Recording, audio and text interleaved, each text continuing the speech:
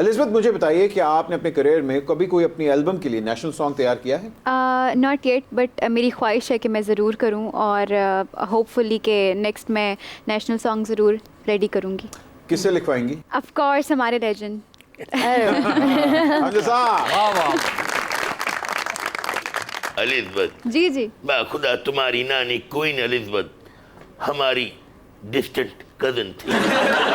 आप हमजे साहब से तराना तो लिखवा लोगी, लेकिन उसका अस्थाई अंतरा मैं ही कंपोज करूंगा। मर जाना ਸਤਾਈ ਅੰਤਰਾ ਕੰਪੋਜ਼ ਕਰ ਰਿਹਾ ਤੇ ਆਪਣਾ ਰੋਟੀ ਕਪੜਾ ਪੂਰਾ ਨਹੀਂ ਹੁੰਦਾ।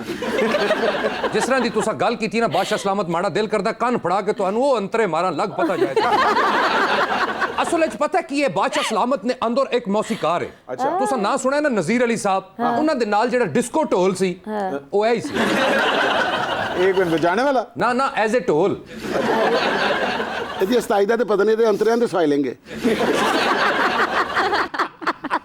शायद मैडम नूरजहां साहिबा ने भी मुझे कहा है मेरे ढोल सिपाही। वाकई जी उन्होंने इन्हां दी खातर ही लिखा मेरे ढोल सिपाहिया तेरी धौन च रखा। असल में उन्होंने इस तरह लिखा था मेरे ढोल सिपाहिया।